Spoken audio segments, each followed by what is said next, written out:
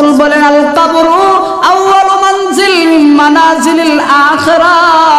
রাসূল বলেন উম্মতরা রে, এই পৃথিবী আখিরাতের মধ্যে সর্বপ্রথম ঘাঁটি হলো কবর। এই কবরের মধ্যে কিন্তু 40,000 বছর কবরে থাকতে হবে। কয় হাজার বছর? আরো জোরে কোন কয় হাজার বছর? সুবহানাল্লাহ ওয়ালহামদুলিল্লাহ লা ইলাহা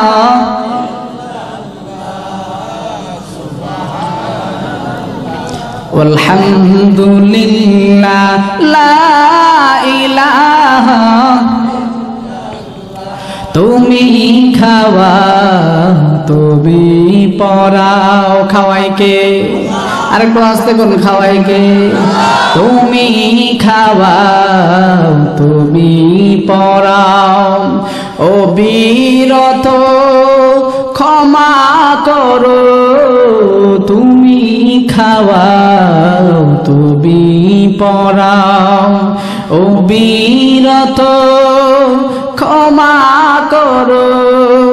ধরার যেজন তাকি ধরো, ধরার যেজন তাকি ধরো। ধরার মুঠোই সবই আল্লাহ। সুবহানাল্লাহ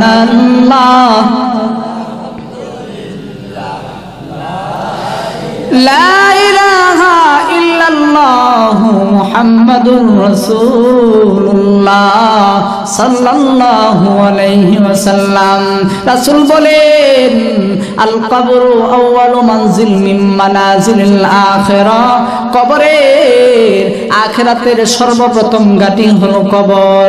হে পৃথিবীর উম্মতের দল, এই কবর একদিন নয়, 2 দিন নয়। এই কবরে যেই ব্যক্তি সর্বশেষে কবরে যাবে, রাসূল বলেন 40,000 বছর কবরের মধ্যে থাকতে হবে। আমার আল্লাহ বলেন কবরের কথা চিন্তা করো। এই 40,000 বছর এই কবরে যে থাকবে, তোমার সঙ্গে সামানা কি আছে, সম্পদ কি আছে? কিছুই তো নাই। যদি 3 দিনের জন্য কোথায় যান, তাহলে আপনি আমার সঙ্গে কত সম্পদ থাকে? কথা বলেন ঠিক না বেঠিক? আমার রাসূল বলেন পরকালে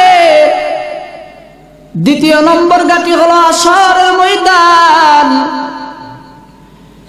হাশরের ময়দানে একদিন নয়, 2 দিন নয়। রাসূল বলে 50,000 বছর ওই হাশরের ময়দানে থাকতে হবে। 50,000 বছর হাশরের ময়দানে যে থাকবেন, আপনার সঙ্গে সামানা কি আছে এটা চিন্তা করার জন্য আমার আল্লাহ বলছেন হাশরের পরে হলো ফুলসিরাত। 30,000 বছরের রাস্তা, ফুলসিরাতের ফুল চুলের চাইতেও চিকন হবে, হীরার চাইতেও আরো বেশি দার হবে। রাসূল বলেন পৃথিবীর উম্মতরা রে, ওই ব্রিজের উপরে যখন পা রাখবে, পা রাখতে দেরি হবে, শরীরটা কুচি কুচি টুকরা টুকরা হয়ে জাহান্নামের আগুনের মধ্যে পড়ে যাবে। রাসূল বলেন পৃথিবীর উম্মতরা রে, মনে করিও না দুনিয়ার ব্রিজের মতো ব্রিজের নিচে ঠান্ডা পানি ঠান্ডা পানি থাকবে না। ওই ব্রিজের নিচে জাহান্নামের উত্তপ্ত আগুনের পানি থাকবে। ওই পানির মধ্যে পড়ে বাঁচাও বাঁচাও বাঁচাও বলে চিৎকার করবে। আমার আল্লাহ বলেন ইয়াউমা ইয়াফিরুল মারউ মিন আখিহি ওয়া উম্মিহি ওয়া আবিহি ওয়া সাহিবাতিহি ওয়া বানি লিকুল্লি ইমরিইন মিনহুম ইয়াউমা ইযিন শাআনুন। আমার আল্লাহ বলেন ওই দিন মা তার সন্তানকে দেখবে, চিনবে না। অনেক আলেম বলে মা তার সন্তানকে চিনবে না, এরকম নয়, চিনবে। আমার আল্লাহ বলেন ফাররায়াফিরু, মানে মা সন্তানকে চিনে ভাগবে, বাবা তার সন্তানকে দেখে ভাগবে, ভাই তার তার থেকে ভেগে যাবে যেন একটা নেক আবার না দিতে হয়। আমার আল্লাহ বলেন ওই সময় তুমি বাঁচাও বাঁচাও বলে চিৎকার করবে, কেউ তোমাকে বাঁচাবে না। ওই ফুলসিরাতের ব্রিজের মধ্যে 30,000 বছর থাকতে হবে। 30,000 বছর ওই ফুলসিরাতের ফুলের পরে আপনাকে দাঁড় করানো হবে মিজানের পাল্লায়। মিজানের পাল্লায় দাঁড় করানোর পর এক পাল্লার মধ্যে নেক, আরেক পাল্লার মধ্যে দেওয়া হবে বদামল।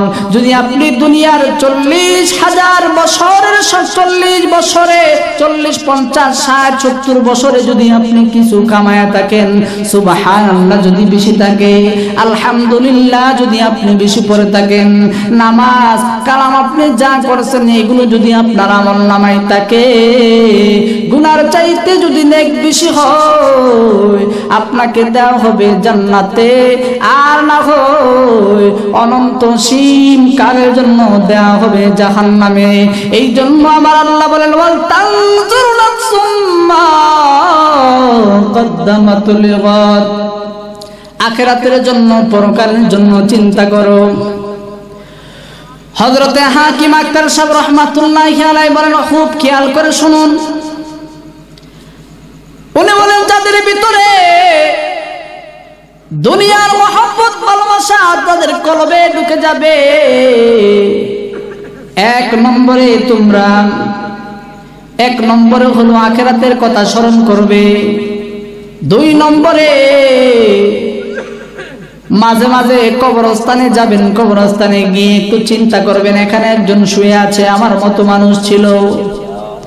গত 2 দিন আগেও আমাদের আজবপুর বাজার থেকে মাছ তরকারি সবজি কিনছে, কিন্তু আজকে নাই। কথা বলেন ঠিক না ঠিক? এরকম আছে না নাই? এই দুনিয়াতে কত সম্পদ এই ব্যক্তি রেখে চলে গেছে, এই কবরে একা একা শুয়ে আছে। আমিও একদিন এই কবরে শুইতে হবে, চিন্তা করতে হবে। 2 নম্বর। 3 নম্বরে ওলি আল্লাহদের দরবারে বেশি বেশি করে যাইতে হবে। 4 নম্বরে ওলি আল্লাহর পক্ষ থেকে যদি কোনো ওজিফা আসে, সুবহানাল্লাহ 100 বার, আলহামদুলিল্লাহ 100 বার, আল্লাহু আকবার 100 বার, লা ইলাহা ইল্লাল্লাহ 100 বার, দুরূদ শরীফ 100 বার, আস্তাগফিরুল্লাহ 100 বার। এই 600 তাসবিহ দিনের যে কোনো একটা দিনে রাতে 24 ঘন্টার ভিতরে যে কোনো সময়ে আদায় করা। 5 নম্বরে যারা দুনিয়াদার দেখবেন শুধুই মাত্র দুনিয়া নিয়ে ব্যস্ত থাকে, ওই দুনিয়াদার থেকে আপনি আলাদা থাকবেন, দূরে থাকবেন। যদি এই 5 কাজ করতে পারেন তাহলে আপনি আমার ভিতর থেকে দুনিয়ার মহব্বত ভালোবাসা চলে যাবে। সুবহানাল্লাহ, লা ইলাহা ইল্লাল্লাহ, সুবহানাল্লাহ,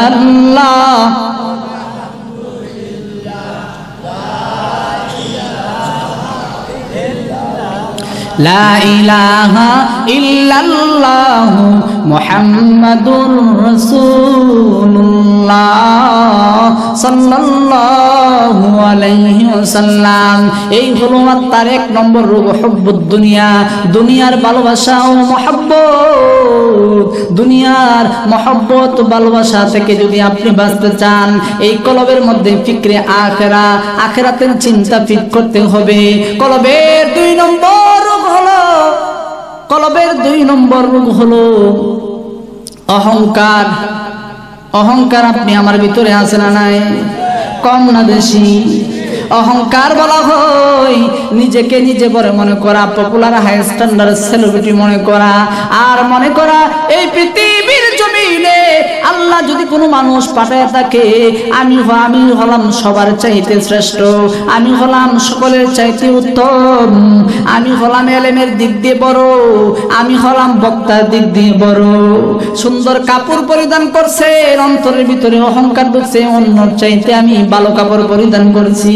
যুবক ভাইয়েরা মোটর সাইকেলের মধ্যে উঠে চশমা একখান লাগাইলে মনে করে যে আমি পপুলার হয়ে গেছি, আমার চাইতে আর বড় কেউ নাই, অহংকার ভিতরে ঢুকে গেছে। এইভাবে যাদের ভিতরে অহংকার ঢুকবে, এলেমের অহংকার, আমলের অহংকার, সৌন্দর্যের অহংকার, দুনিয়ার মাল সম্পদের অহংকার, রাষ্ট্রের অহংকার, গোষ্ঠীর অহংকার আছে না নাই? গোষ্ঠীর অহংকার আছে না নাই? আমরা খাঁ বাড়ি, আমরা চৌধুরী বাড়ি, আমরা বুইয়া বাড়ি, আমরা পাঠান বাড়ি, অহংকার আছে না নাই? আমার আল্লাহ বলেন লা তামশি ফিল আরদি মারহা ইন্নাল্লাহা লা ইউহিব্বু কুল্লা মুখতালিন ফখুর। আল্লাহু আকবার। আমার আল্লাহ বলেন লা তামশি ফিল আরদি মারহা, দুনিয়ার জমিনে বংশের গৌরব দেখায়ও না। লা তামশি ফিল আরদি মারহা, দুনিয়ার জমিনে এলেম, আমল, বংশগত সৌন্দর্যের যত অহংকার তোমার ভিতরে আছে, অহংকার নিয়ে বড় বড় বাপ নিয়ে, বড়ত্বের বাপ নিয়ে দুনিয়ার জমিনে চলাফেরা করিও না। ইন্নাল্লাহ, নিশ্চয় আমি আল্লাহ, লা ইউহিব্বু, আমি আল্লাহ পছন্দ করি না, কুল্লা মুখতালিন ফখুর, আমি আল্লাহ প্রত্যেক অহংকারী ব্যক্তিকে পছন্দ করি না। আল্লাহ যদি পছন্দ না করে জান্নাতে যাইতে পারবেন? কথা বলেন না মুসলমান, যাইতে পারবেন? নারে তাকবীর, ঘুমটা একটু ভাঙা যাক। নারে তাকবীর। আল কোরআনের আলো, আল কোরআনের আলো, নারে তাকবীর। এই অহংকার রূপ থেকে যদি বাঁচতে চাও, এই অহংকার রূপ থেকে যদি বাঁচতে চান, আমার আল্লাহ রাব্বুল আলামিন নিজেই অহংকার রোগের ঔষধ কোরআন শরীফের 19 নম্বর পারায় আমার আল্লাহ দিয়ে বলেন ওয়া ইবাদুর রহমান আল্লাযীনা ইয়ামশুনা আলাল আরদি হাওনা ওয়া ইযা খাতাবাহুমুল জাহিলুনা ক্বালু সালামা। আমার আল্লাহ রাব্বুল আলামিন বলেন ওয়া ইবাদুর রহমান, রহমানের বান্দা যারা হবে। আমরা কার বান্দা? কথা বলেন। রহমান না ইবলিসের? কথা বলেন। কার বান্দা? রহমানের। কার বান্দা? রহমানের বান্দা। আমার আল্লাহ বলেন ওয়া ইবাদুর রহমান, রহমানের বান্দা যারা হবে তাদের ভিতরে কোনো অহংকার থাকবে না। আল্লাযীনা ইয়ামশুনা আলাল আরদি হাওনা, তারা দুনিয়ার জমিনে অহংকার নিয়ে, বরত্বের বাপ নিয়ে চলাফেরা করবে না।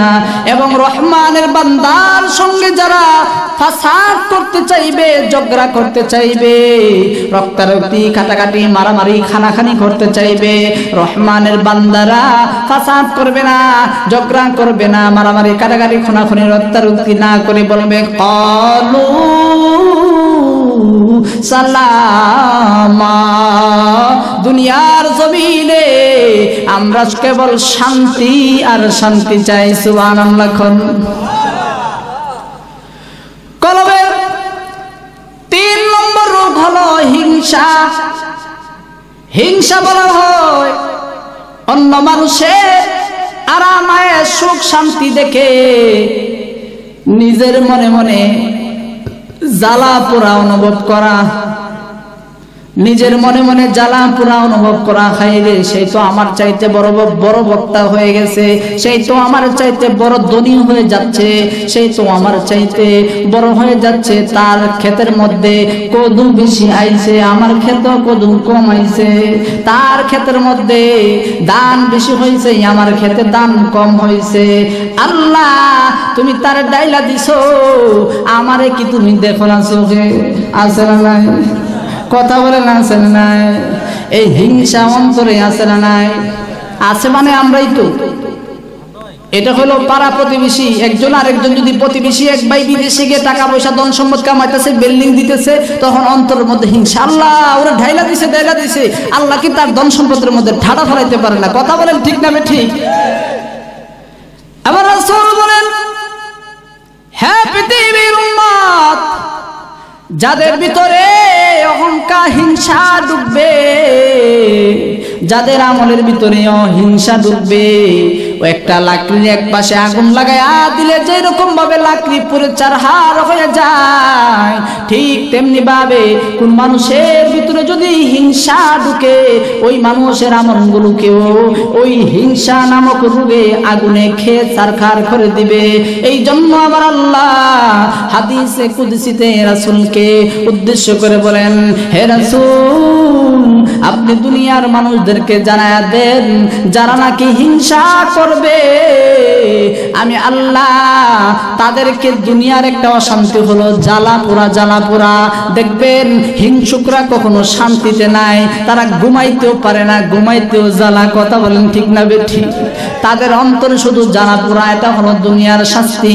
আখিরাতের শাস্তি হলো ওই মানুষকে আমি আল্লাহ জাহান্নামের আগুন দিয়ে জ্বালাবো।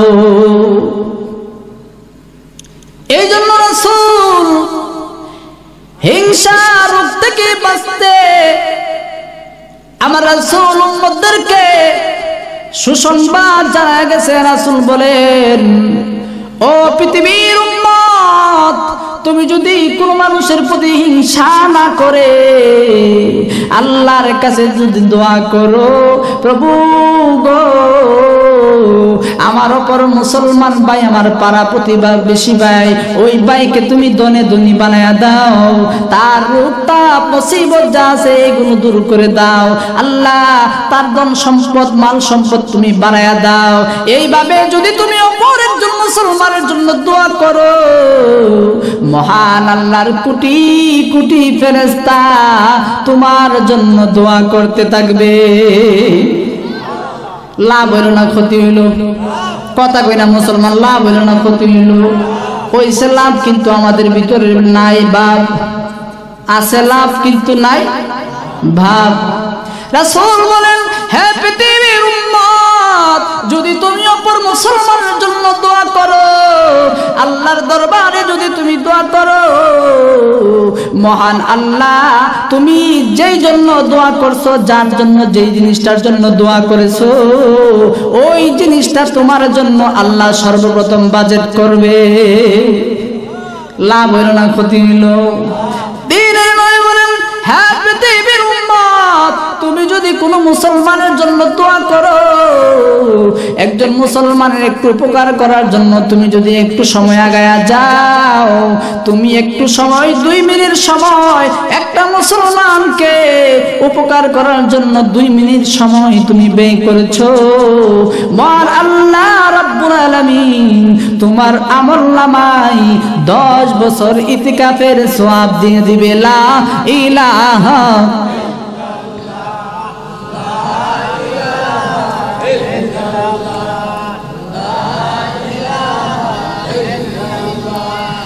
লা ইলাহা ইল্লাল্লাহ, লা ইলাহা ইল্লাল্লাহ, মুহাম্মাদুর রাসূলুল্লাহ সাল্লাল্লাহু আলাইহি ওয়াসাল্লাম। এই জন্য হযরত হাকিম আক্তার সাহেব রাহমাতুল্লাহি আলাইহি বলেন, ও পৃথিবীর মানুষ, তোমাদের ভিতরে যাদের ভিতরে হিংসা রোগ ঢুকে গেছে কলবের মধ্যে, ওই হিংসা যদি দূর করতে চাও, তাহলে 1 নম্বরে যার প্রতি হিংসা হয়েছে ওই মুসলমানের জন্য বেশি বেশি দোয়া করবে।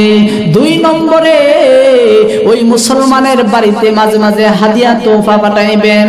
3 নম্বরে ওই মুসলমানকে দেখলে সালাম দিবেন। 4 নম্বরে যার প্রতি হিংসা হয়েছে ওই মুসলমানের বেশি বেশি প্রশংসা করবেন। 5 নম্বরে ওই মুসলমানের বাড়িতে মাঝে মাঝে হাদিয়া তোফা পাঠাইবেন। এই 5 কাজ যদি করতে পারো, মহান আল্লাহ আপনি এবং আমার ভিতর থেকে হিংসা নামক রোগ দূর করে দিবে। আরেকটু আসতে বলুন সুবহানাল্লাহ। হযরত হাকিম আখতার সাহেব রাহমাতুল্লাহি আলাইহি বলেন, কলবের 4 নম্বর রোগ হলো গুসা। গুসা আমাদের ভিতরে আছে না নাই? গুসা এমন একটা রোগ, গুসা যখন মানুষের ব্রেইনের মধ্যে ওঠে, ব্রেইনের মধ্যে ওঠার সঙ্গে সঙ্গে মানুষের ব্রেইনটা তখন অকিজু হয়ে যায়। মানুষের ব্রেইন তখন অকিজু হয়ে যায়, কোনো কাজ করে না। বৈজ্ঞানিকরা বলেছে আমার আল্লাহ মানুষকে এই পরিমাণে ব্রেইন দিয়েছে, এই ব্রেইনটি যদি রাখার জন্য এই পৃথিবীর মতো 10টা দুনিয়া লাগবে। এত বিশাল ব্রেইন আমার আল্লাহ দিয়েছে, এরপরে যখন মানুষের রাগ উঠে তখন মানুষের হিতাহিত কোনো জ্ঞান থাকে না, তখন হাত এবং মুখ দিয়ে এমন অসমীচীন কাজ করে, যার কারণে হাতাহাতি মারামারি কানাকানি কাটাকাটি হয়, এলাকা এলাকা ঝগড়া হয়, এমনকি মানুষ রাগ বশত বউকেও তালাক দেয়। কথা বলেন ঠিক না বেঠিক? বউ তালাক দেয় কিসের কারণে? হুজুর বুঝছি না। আর কি বুঝছো না? হুজুর বেশি রাগ উঠে গেছেন, রাগের ঠেলে তালাক মেরে দিয়েছি। আসলে না, তাহলে বোঝা গেল বউ তালাক দিয়েছে কিসের কারণে? কথা বলেন কিসের কারণে? আবার একদল ধান্দাবাজ আছে, ওরা দেখবেন হুজুর আমি তো এমনিতে তালাক দেই না, আমার বেশি রাগ উঠছে, ওই সময় আমি বুঝতে পারিনি। আরে মানুষ তো অস্বাভাবিক থাকলে, মানুষ ভালো থাকলে তো বউ তালাকই দেই না। কথা বলেন ঠিক না ঠিক? সাই মাসালা ঘুরাইতো হিল্লা না দিয়া জীবন বাঁচতে পারে। মাসালা ঘোরানোর জন্য বলে হুজুর আমি ওই সময় বুঝছিলাম না। আরে বুঝলে কি কোনো বেটা তালাক দেয়? কথা বুঝতে পার, বুঝলে কি কোনো বেটা বউ তালাক দেয়? না বুঝাইতেই দেয়, ওই সময় জ্ঞান কোনো কাজ করে না, হিতাহিত জ্ঞান তখন থাকে না। আমার আল্লাহ বলেন, হ্যাঁ পৃথিবীর ইমানদারের দল, তোমরা যদি তোমাদের রাগকে সংবরণ করো, রাগ বশত যদি তোমরা কোনো কাজ না করো, রাগকে যদি দমায়া দাও, আমার আল্লাহ ওয়াদা দিয়েছে তোমাদেরকে ভালোবাসবে। আমার আল্লাহ রাব্বুল আলামিন কুরআন শরীফের 4 নম্বর পারায় সূরা আলে ইমরানের মধ্যে আমার আল্লাহ বলেন, ওয়াল কাযিমিনাল গায়জ ওয়াল আফিনা আনিন নাস ওয়াল্লাহু ইউহিব্বুল মুহসিনিন। আল্লাহু আকবার। আমার আল্লাহ বলেন, হ্যাঁ পৃথিবীর ইমানদারের দল, যারা 3টা কাজ করবে আমি আল্লাহর ভালোবাসা তোমরা পেয়ে যাবে। 1 নম্বর হলো আল্লাযীনা ইউনফিকুনা ফিস সাররাই ওয়াদ দাররাই, যারা ধনী অবস্থায় গরীব অবস্থায়, সুখী অবস্থায় অসুখী অবস্থায়, সর্বহালতে আমি আল্লাহর রাস্তায় যারা দান করবে তাদেরকে আমি ভালোবাসি। 2 নম্বরে হলো আল কাযিমিনাল গায়জ, যারা নিজের রাগকে সংবরণ করবে তাদেরকে আমি আল্লাহ ভালোবাসি।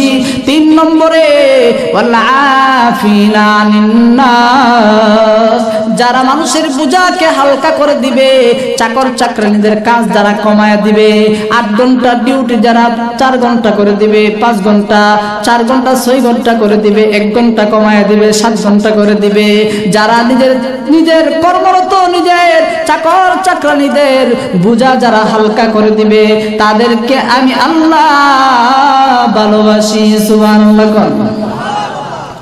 হযরত হাকিম আখতার সাহেব রাহমাতুল্লাহি আলাইহি বলেন, ঔষধ দিচ্ছি গুসা রোগের। উনি বলেন, যাদের ভিতরে যাদের রাগ উঠবে, গুসা উঠবে, ওঠার সঙ্গে সঙ্গে যার প্রতি রাগ উঠছে ওই মানুষকে আপনার চোখের সম্মুখ থেকে সরায় নিবেন। দেখবেন চোখের ওই মানুষটাকে তখন দেখলে রাগ আরো বেশি উঠে। কথা বলেন ঠিক না বেঠিক? রাগ কম ওঠে না বেশি উঠে? বেশি উঠে তখন কই সরা হেরে, আমরা চোখের সামনে সরা হেরে, দেখলেই মনে চাই হেরে ঘুষিদের নাক ফাড়াইলে। কথা কোন ঠিক না বেঠিক? তাহলে বোঝা গেল ওই মানুষকে দেখলে রাগ উঠে, ওই মানুষকে আপনার চোখের সম্মুখ থেকে সরায় নেবেন 1 নম্বর। 2 নম্বরে তখন আপনি সঙ্গে সঙ্গে এই গুসার দোয়া আপনি পড়ে নেবেন, আউযু বিল্লাহি মিনাশ শাইতানির রাজীম। 2 নম্বর। 3 নম্বর নম্বরে আপনি যদি দাঁড়ায় থাকেন তখন বসে যাবেন, এরপরে যদি রাগ না কমে তখন বসা থাকলে শুয়ে যাবেন, শোয়ার পরে যদি রাগ না কমে তখন এক গ্লাস পানি পান করবেন, এরপরেও যদি রাগ না কমে তখন আপনি মনে মনে চিন্তা করবেন, হাই রে এই মানুষটা সামান্য একটু অপরাধ আমার উপরে করছে, এই জন্য আমি তার উপরে এত রাগ করছি, বউ তরকারির মধ্যে লবণ একটু কম দিছে এই জন্য রাগ এত করছি, মরিচ একটু বেশি দিছে এই জন্য রাগ এত বেশি করলাম। অথচ আমি আল্লাহর দরবারে কত হাজার হাজার অপরাধ করে রাখছি, আমার আল্লাহ যদি সেই অপরাধের শাস্তি আমাকে দেয় আমি সহ্য করতে পারবো না। আল্লাহর কথা স্মরণ করে তোমার রাগকে তুমি কমায়া দিবা। লা ইলাহা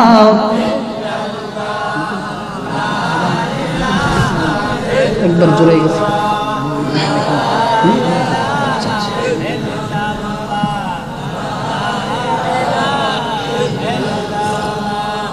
লা ইলাহা লা ইলাহা ইল্লাল্লাহ মুহাম্মাদুর রাসূলুল্লাহ সাল্লাল্লাহু আলাইহি ওয়াসাল্লাম ওয়াল কাযিমিনাল গায়জ ওয়াল আফিনা আনিন নাস ওয়াল্লাহু ইউহিব্বুল মুহসিনিন। আমার আল্লাহ বলেন যারা রাগকে সংবরণ করবে আমি আল্লাহর ভালোবাসা তারা পেয়ে যাবে। এই হলো আত্মার 4 নম্বর রোগ। 5 নম্বর আত্মার রোগ হলো মানুষের প্রতি খারাপ ধারণা রাখা। আছে না? 6 নম্বর রোগ হলো মানুষের দোষগুলো খুঁজে বেড়ানো। 7 নম্বর আত্মার রোগ হলো গীবত। একদল মানুষ আছে দেখবেন শুধুই মাত্র মানুষের প্রতি খারাপ ধারণা রাখে। পকেটের টাকা হারাইছে আব্দুল করিম নিছে, দোষ দিছে আব্দুর রহিমের। আছে না নাই? পরবর্তী জানা যায় আব্দুর রহিম চুরি করে নাই, চুরি করছে আব্দুল গফুর। এরকম আছে না নাই? আমার আল্লাহ বলে মানুষের প্রতি খারাপ ধারণা নিও না, কুধারণা নিও না।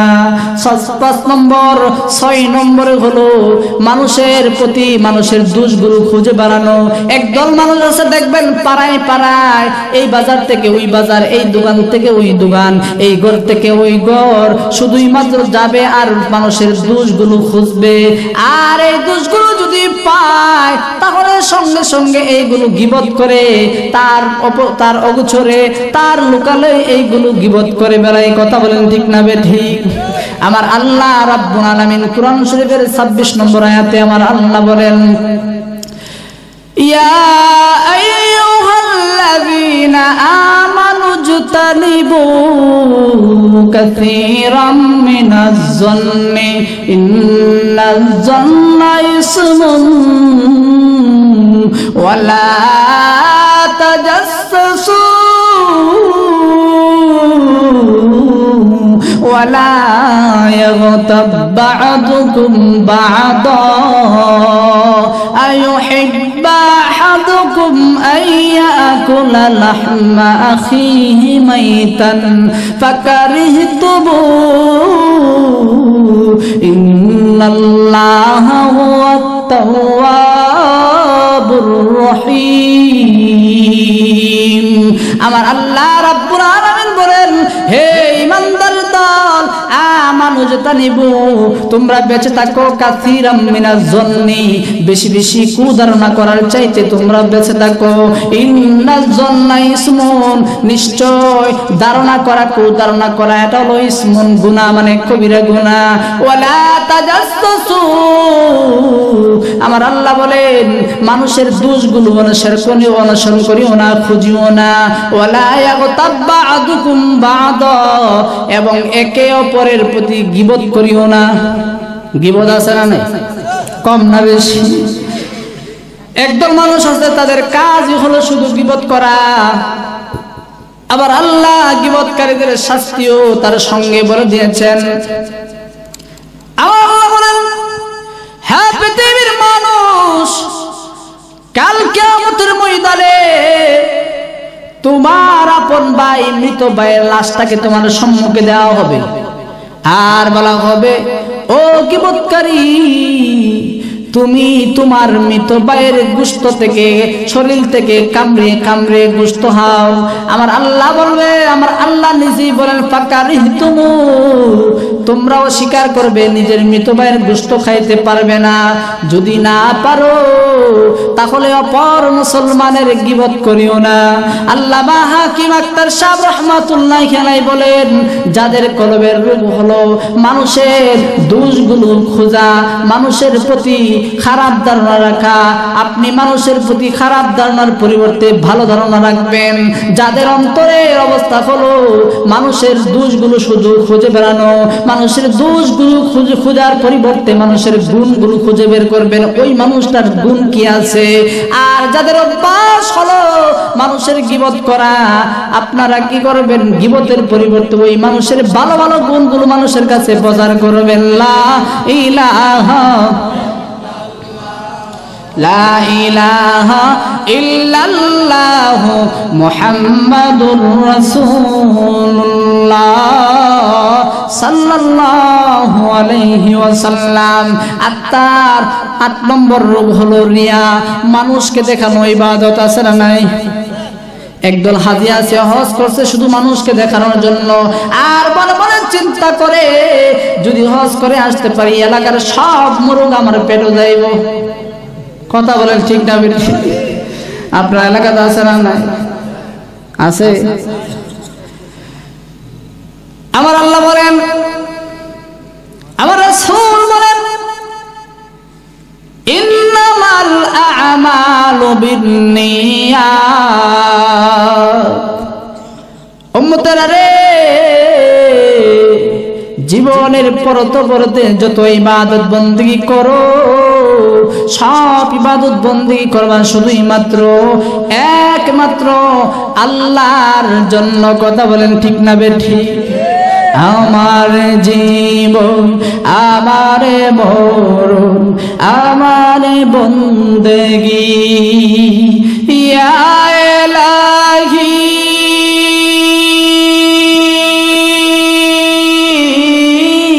ইয়া ইলাহি, কবুল কর আমার বন্দেগী।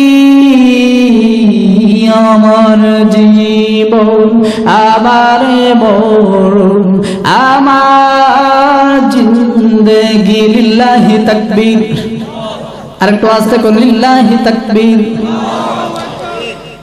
আমার রাসূল বলেন, হে পৃথিবীর উম্মত, তুমি যত ইবাদত বন্দেগী করো, সব ইবাদত বন্দেগীর আগে তোমার নিয়তকে ঠিক করো। তুমি কি আল্লাহকে দেখানোর জন্য নামাজ পড়তেছো, আল্লাহকে দেখানোর জন্য ইবাদত বন্দেগী করতেছো না দুনিয়ার মানুষ তোমাকে নামাজি বলবে এই জন্য তুমি ইবাদত বন্দেগী করতেছো?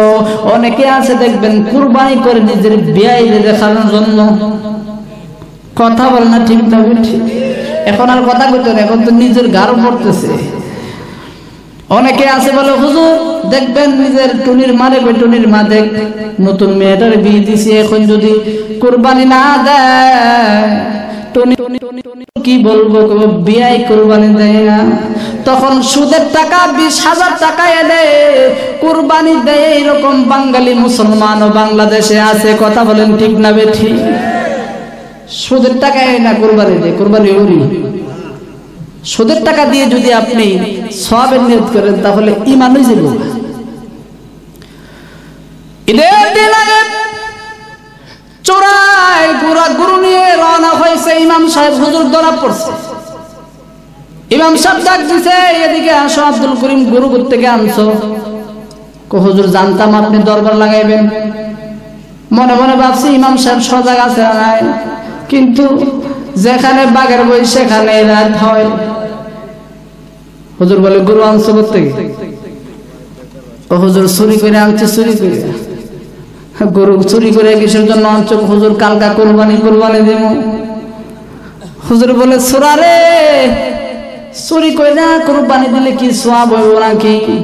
হুজুর আপনি গতকাল রজনীতে গতকাল জুম্মাতে যে বয়ান দিছেন কুরবানির যে ফজিলত বলছেন আমার চোখের পানি পড়ে গেছে আমি তো এই ফজিলত আবার কিভাবে হাতছাড়া করব এই জন্য মনে মনে চিন্তা করছি চুরি কইরা হইলো কুরবানি দিব কারণ হলো চুরের গুনাহও আমি মিলায়া দেখছি চুরের গুনাহ আর কুরবানির সওয়াব দুটোটা একবারে একটার কাইটা দিছে মাঝখানে গোশত খামু ফাও আছে না না কথা বলেন আছে না নাই রাসূল বলেন হে পৃথিবীর উম্মত ইবাদত বন্দেগী যা করো সব কিছু কার জন্য হতে হবে ইমাম বুখারীতে ওনার 5 লক্ষ হাদিস মুখস্থ ছিল সনদ সহকারে বুখারী শরীফে উনি শুধুই মাত্র 5000 হাদিস লিপিবদ্ধ করছেন 5000 হাদিস 5000 হাদিসের মধ্যে ইসলামের এমন কোন বিধান নাই যেটাকে উনি উল্লেখ করেন নাই নামাজের কথা আনছেন রোজার কথা আনছেন তারাবির কথা আনছেন ঈদের কথা আনছেন সদকার কথা আনছেন সব ইবাদত বন্দেগী আগে উনি একটা হাদিস উল্লেখ করছেন এটা হলো ইন্নামাল আমালু বিন্নিয়াত উনি এই হাদিস উল্লেখ করে এটাই বোঝাতে চাইলেন আমার এই হাদিস থেকে বুখারী শরীফ থেকে তুমি যা আমল করো নামাজের আমল করো রোজার আমল করো সদকার আমল করো কুরবানির আমল করো যা আমল করো সকলের আগে তোমার নিয়তকে ঠিক করো এই আমলটা তুমি কার জন্য করতেছো রাসূল বলেন হে পৃথিবীর উম্মত ওই কঠিন কিয়ামতের ময়দানে আমার আল্লাহ রাব্বুল আলামিন একদল নামাজীকে গলার মধ্যে রশি লাগিয়ে টেনে টেনে জাহান্নামের আগুনের মধ্যে নিয়ে যাবে নামাজী দেখে দেখে বলবেন প্রভু গো আমাকে কি অপরাধে জাহান্নামের আগুনে নিয়েছো দুনিয়ার জমিনে বহু নামাজ পড়েছি শীতের রাতে বহু কষ্ট করে আমি নামাজ পড়েছি কি জন্য আমাকে জাহান্নামের আগুনে নিতেছো আল্লাহ দেখে দেখে বলবেন হে নামাজের দল কিসের জন্য তুমি নামাজ পড়ছো কার জন্য নামাজ বলবে আল্লাহ তোমার জন্য আমার আল্লাহ বলবেন নামাজি রে না না তুমি আমার জন্য নামাজ পড়ো নাই তুমি নামাজ পড়েছো তুমি তোমার নিয়ত ছিল আমি এখন বুড়া হয়ে গেছি নামাজ না পড়লে দুনিয়ার মানুষ কি বলবে আমি নামাজ পড়লে মানুষ আমাকে নামাজি বলে উপাধি দিবে মানুষ সম্মান দিবে এই জন্য তুমি নামাজ পড়েছো এই জন্য তুমি নামাজ পড়ছো রে নামাজির দল তুমি নামাজ পড়ে তোমাকে মানুষ নামাজি বলে উপাধি দিয়েছে তুমি যেই জন্য নামাজ পড়ছো তোমার প্রতিদান আল্লাহ তোমাকে আমি তোমাকে দুনিয়াতে দিয়েছি আখিরাতে আর তোমার কোনো প্রতিদান নাই ফেরেশতারা রে আমার এই বান্দাকে টেনে টেনে জাহান্নামের আগুনে নিয়ে যাও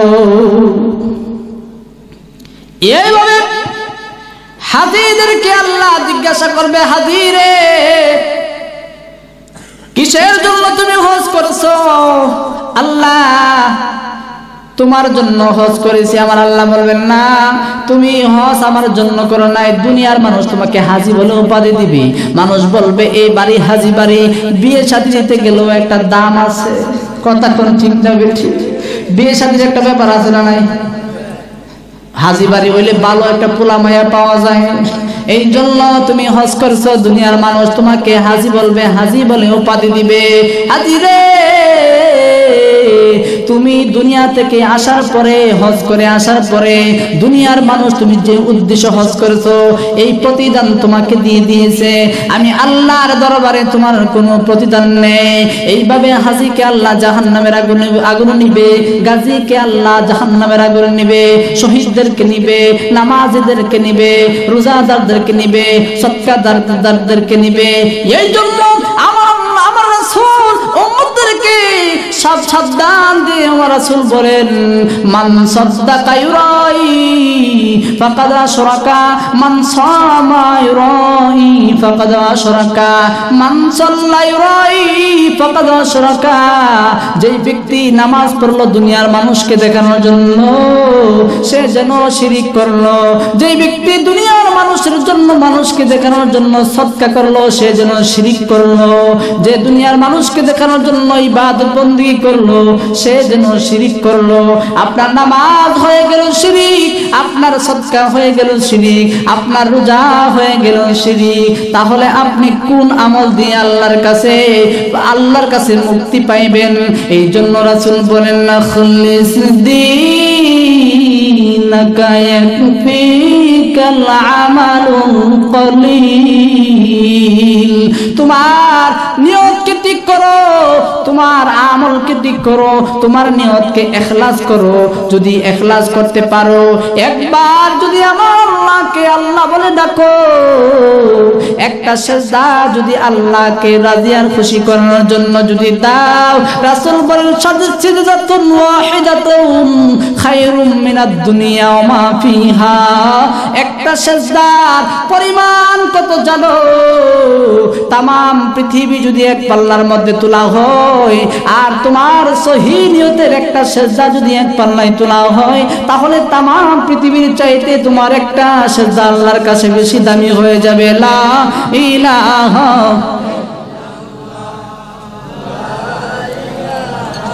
ইল্লাল্লাহ, লা ইলাহা লা ইলাহা ইল্লাল্লাহু মুহাম্মাদুর রাসূলুল্লাহ সাল্লাল্লাহু আলাইহি ওয়াসাল্লাম। হযরতে হাকিম আখতার সাহেব রাহমাতুল্লাহি আলাইহি বলেন, যাদের ভিতরে এরকম রিয়া ঢুকে যাবে, যাদের কলবের মধ্যে মানুষকে দেখানোর জন্য ইবাদত বন্দেগী যাদের কলবে ঢুকে যাবে, এই রূপ থেকে আপনি কিভাবে মুক্তি পাবেন? এই রূপ থেকে যদি মুক্তি পেতে চান, তাহলে আপনার এই কলবের মধ্যে ইখলাস, ইয়াকিন সৃষ্টি করতে হবে। ইয়াকিন আবার কি জিনিস? আমার রাসূল সুন্দর করে ব্যাখ্যা দিয়ে আমার রাসূল বলেন, তা'বুদাল্লাহ কান্নাকা তারাহু ফাইল্লাম তাকুন তারাহু ফাইন্নাহু ইয়ারাক। রাসূল বলেন, পৃথিবীর উম্মতরা রে, তোমাদের আমলের ভিতরে যদি রিয়া ঢুকে যায়, মানুষকে দেখানো এইরকম রূপ ঢুকে যায়, তাহলে তুমি সঙ্গে সঙ্গে তোমার ভিতরে এই কথা ইয়াকিন পয়দা করো যে আমার আল্লাহ আমাকে দেখতেছে। আমাদেরকে দেখে কে? আরেকটু আসতে দেখে কে? সব ইবাদত বন্দেগী কে দেখে? আমাদের সব ইবাদত বন্দেগী আল্লাহ দেখে। যখন আপনি কুরবানির ঈদে গিয়ে বড় গরু কিনতেছেন, আর মনে মনে নিয়ত হলো মানুষ, দুনিয়ার মানুষ দেখুক আমি কত বড় কুরবানির গরু কিনতেছি, এই নিয়ত যখন আপনার ভিতরে আসবে, আর ইয়াকিন যদি থাকে আমার আল্লাহ দেখতেছে, তখন নিয়ত আর ওই দিকে যাবে না, নিয়ত ঠিক থাকবে। কথা বলেন ঠিক না বেঠিক? আর তার 8 নম্বর খুবই সংক্ষিপ্ত শেষ করে দিব। আর তার 9 নম্বর হলো দুনিয়ার চার এবং ক্ষমতার লোভ আছে না নাই? রাসূলের জন্য দুনিয়ার চারের লোভ এবং ক্ষমতার লোভ হারাম করে দিয়ে গেছেন। কারণ হলো, যাদের ভিতরে দুনিয়ার চারের লোভ ঢুকে যাবে, দুনিয়ার ক্ষমতার লোভ যাদের ভিতরে চলে যাবে, ওই মানুষ খুন করতে দ্বিধা করবে না, গুম করতে দ্বিধা করবে না, হত্যা করতে দ্বিধা করবে না, হত্যা করতে মামলা করতে দ্বিধা করবে না, মিথ্যা মামলা দিয়ে বিরোধী দলদেরকে জেলের মধ্যে আটকায় রাখবে, খুন করবে, গুম করবে, তার চেয়ারকে টিকায় রাখার জন্য। কথা বলেন ঠিক না বেঠিক? চেয়ারকে ঠিক রাখার জন্য একজন মানুষের উপর মিথ্যা মামলা দিয়ে জেলের মধ্যে ঢুকায় রাখবে। জেলের মধ্যে যে ঢুকায় রাখা হারাম, একজন মানুষকে হেনস্থ করা যে হারাম, তার ব্রেনে তখন কাজ করবে না, তার ব্রেনে শুধু কাজ করবে আমার চেয়ারকে ঠিক রাখতে হবে, আমার গদিকে ঠিক রাখতে হবে। কথা বলেন ঠিক না বেঠিক? যাদের ভিতরে চেয়ার এবং ক্ষমতার লোভ ঢুকে যাবে তাদেরকে বেশি বেশি করে আখিরাত পূর্ববর্তী রাজা বাদশাদের কথা বেশি বেশি করে স্মরণ করতে হবে। কুজা কারুন, কুজা ফেরাউন, কুজা নমরুদ, সুজহামান, কুজা আশোকত শাহ, কুজা তখতে সুলাইমান, কুজা আশোকত শাহ, কুজা তখতে সুলাইমান। কোথায় নমরুদ, কোথায় ফেরাউন, কোথায় নমরুদ, কোথায় ফেরাউন, কোথায় সাদ্দাত, কোথায় হামান? আমি শুধুই মাত্র একটা ওয়ার্ডের মেম্বার, আমি শুধুই মাত্র একটা ইউনিয়নের চেয়ারম্যান, আমি শুধুই মাত্র একটা জেলার এমপি, আমি শুধুই মাত্র একটা দেশের রাজা এবং বাদশাহ। অথচ আমার পূর্বে যারা রাজা বাদশাহ ছিল, চারজন রাজা বাদশাহ, তারা তামাম পৃথিবী রাজত্ব করত, তামাম পৃথিবী যারা পরিচালনা করত হাতের আঙ্গুলের ইশারায়। ওই রাজা বাদশাহ আজকে কোথায়? নমরুদ কোথায়? ফেরাউন কোথায়? তারা তো কেহ নাই, আমিও থাকবো না। কথা বলেন ঠিক না বেঠিক?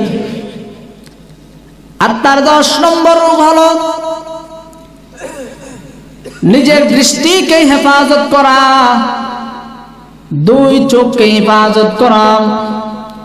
আমার আল্লাহ রাব্বুল আলামিন বলেন, কুল্লিল মুমিনিনা ইয়াগুদ্দু মিন আবসারিহিম ওয়া ইয়াহফাজুনা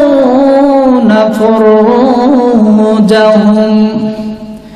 আমার আল্লাহ বলেন, হে নবী, দুনিয়ার মানুষদেরকে জানায়া দাও, দুনিয়ার মানুষেরা, দুনিয়ার পুরুষেরা যেন তাদের দৃষ্টিকে নিম্নগামী করে দৃষ্টি ফিরায় রাখে অপর মহিলা থেকে। দৃষ্টি ফিরাই দূরের কথা, আরো বেশি করে তাকায়। কথা বলেন ঠিক না বেঠিক?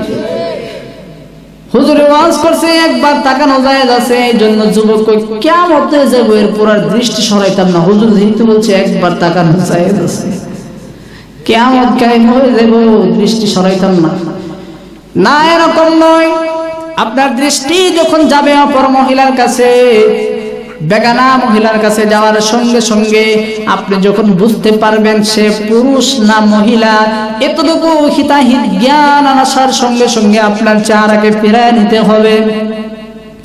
একই আয়াতে আল্লাহ রাব্বুল আলামিন পৃথিবীর মহিলাদেরকে বলেন, কুল্লিল মুমিনাতি ইয়াগুদ্দুনা মিন আবসারিহিন্না ওয়া ইয়াহফাজুনা ফুরুজাহুন্না। আমার আল্লাহ বলেন, হে নবী, আপনি দুনিয়ার মহিলাদেরকে বলে দেন তারাও যেন তাদের দৃষ্টিকে অপর পুরুষ থেকে তাদের দৃষ্টি যেন নিম্নগামী করে। দেখবেন জালানার ফাঁক দিয়ে, দরজার ফাঁক দিয়ে, তারপর পর্দার ফাঁক দিয়ে মহিলারা পুরুষদেরকে দেখে কি দেখে না? কথা বলেন, দেখে কি দেখে না? এই জন্য বিশ্বনবী রাহমাতুল লিল আলামিন মা ফাতেমাকে বিবাহের পূর্বে মাকে ডেকে ডেকে বলে, মা বলো তো একটা মেয়ের কাছে শ্রেষ্ঠ সম্পদ কি, কোন জিনিস? মা ফাতেমা ডেকে ডেকে বলে, আব্বুজি, একটা মেয়ের কাছে সর্বশ্রেষ্ঠ সম্পদ হলো বিবাহের পূর্বে ওই মেয়েকে কোনো বেগানা পুরুষ জীবনও দেখবে না। সুবহানাল্লাহ। 2 নম্বরে হলো এই মেয়ে তো কখনো, এই মেয়েকে তো কেহ দেখবে না। কিন্তু 2 নম্বরটা বড় কঠিন। 2 নম্বর এত কঠিন, মা ফাতেমা বলে, আব্বুজি, 2 নম্বরে ওই মেয়েটাও বেড়া, জালানা, দরজা, কাপড়ের ফাঁক দিয়ে অপর পুরুষকে বিবাহের আগে দেখবে না। সুবহানাল্লাহ। এই হলো আত্মার রোগ। 10 নম্বরে হলো নিজের চেহারাকে অপর মেয়ে থেকে, মেয়েরা পুরুষ থেকে ফিরায় রাখবে। এটা বড় কঠিন, কারণ একটা সুন্দরী রূপসী সুরুষি আলতা সুনো পাউডার আল খাতরা মাইখা যখন রাস্তা দিয়ে যায় তখন ভিতরে শুধু কুটকুটি করে একটু তাকায় দেখ কত সুন্দর। কথা কোন ঠিক না? একটু তাকায় দেখ, শয়তান আপনাকে বারবার প্ররোচনা দেবে, আপনি আল্লাহর ভয় করে আপনি তাকাবেন না, আর আসবে তাকাবেন না, অন্তরের মধ্যে একটা আঘাত লাগছে কি লাগছে না? কথা বলেন, লাগছে কি লাগছে না? আপনি বারবার কত পারবেন? বারবার আপনার চেহারা যখন আপনি ফিরাবেন, চেষ্টা করবেন ওখান থেকে বাঁচার জন্য, বারবার আপনার কলবকে ফিরিয়ে আনবেন। আপনার কলব হয়ে থাকবে ক্ষত বিক্ষত কলব হয়ে থাকবে। আমার রাসূল বলেন, পৃথিবীর উম্মতরা রে, এই ক্ষত বিক্ষত অন্তরের জন্য আমার আল্লাহ কিয়ামতের ময়দানে নূরের মিম্বর চেয়ার রেখেছে। কলবের 1 নম্বর রূপ, খুব সংক্ষেপে বলতেছি, সবটি একসাথে বলতেছি স্মরণ রাখার জন্য। 1 নম্বর রূপ হলো কলবে অহংকার রাখা যায়। অহংকারের পরিবর্তে কলবে নরম, নম্র এবং ভদ্র এই মেজাজ আপনার কলবের মধ্যে রাখবেন। 2 নম্বরে কলবের রূপ হলো হিংসা। হিংসার পরিবর্তে অপর মুসলমানের প্রতি ভালোবাসা রাখবেন। কলবের মধ্যে রিয়া রাখা যায়, লোক দেখানো ইবাদত রাখা যায়। লোক দেখানোর পরিবর্তে আমার আল্লাহকে দেখানোর জন্য সব ইবাদত বন্দেগী করবেন। এই কলবের মধ্যে গুসা রাখা যায়, গুসা উঠলে সঙ্গে সঙ্গে গুসাকে দমন করবেন। এই কলবের মধ্যে অপর মুসলমানের দোষ খুঁজে বেড়ানোর মতো রূপ থাকতে পারে, এই রূপটাকে আপনি দূর করবেন। অপর মুসলমানের দোষগুলো আপনি খুঁজে বেড়াইবেন। এই কলবের মধ্যে অপর মুসলমানের প্রতি খারাপ ধারণার মতো একটা রোগ আছে, এই রোগকে আপনি ভালো ভালো ভালো ধারণা রাখবেন, অন্তরের ভিতরে খারাপ ধারণা পরিবর্তন করবেন। এই কলবের মধ্যে 9 নম্বর রোগ হলো দুনিয়ার চেয়ারের লোভ। এটাকে আপনি আখিরাতের কথা মনে করে চেয়ারের লোভ আপনার অন্তর থেকে সরাইয়া দিবেন। এই কলবের মধ্যে অপর নারী, বেগানা নারী দেখার মতো একটা সফটওয়্যার আছে, রোগ আছে, ওই রোগকে দূর করবেন আপনি আল্লাহর কথা বই করে। এই 10টা রোগ যদি আপনি কলব থেকে দূর করতে পারেন, আপনার কলবটা হয়ে যাবে নফসে মুতমাইন্না। এই নফসে মুতমাইন্না কলব নিয়ে যদি আপনি চলতে পারেন, আমার আল্লাহ রাব্বুল আলামিন বলেন, ইয়া আইয়াতুহান নাফসুল মুতমাইন্না ইরজিই ইলা রাব্বিকি রাদিয়াতাম মারদিয়া ফাদখুলি ফি ইবাদি ওয়াদখুলি জান্নাতি। আমার আল্লাহ বলে, যারা নাকি এই কলবের অধিকারী হবে, যাদের কলবটা পরিষ্কার থাকবে, মৃত্যুর সময় হযরতে জিবরাইল, হযরতে আজরাইল আলাইহিস সালাতু ওয়াস সালাম ওই মানুষের কাছে জান্নাতুল ফেরদাউসের ছবি নিয়ে আসবে, আর সে ডান হাতের মধ্যে থাকবে জান্নাতুল ফেরদাউসের ছবি থাকবে, আর কানে কানে বলবে, আয় আয় আয় আমার জান্নাতি বান্দাগণ, আমার কাছে আসো। কোথায় যাব? ওই জান্নাতের দিকে ইশারা করে বলবে, ওই জান্নাত হলো তোমার বাসস্থান, এই জান্নাত হলো তোমার চিরস্থায়ী থাকার স্থান, এদিকে আসো, এদিকে আসো। এইভাবে ওই আত্মাকে ডাকবে আর ওই জান্নাতের ফটো দেখাইবে। এইভাবে ওই মানুষটা জান্নাতের দিকে আকর্ষণ হয়ে একটা দৌড় দিয়ে যখন আজরাইলের হাতে আসবে, রাসূল বলেন, একটা কায়ের আটার খামি থেকে যেরকম একটা চুল বের করলে কোনো অসুবিধা হয় না, কোনো কষ্ট হয় না, ঠিক তেমনি ভাবে ওই মানুষটা ওই মানুষটা ঈমানের সহিত আল্লাহর জান্নাতে চলে যাবে। লা ইলাহা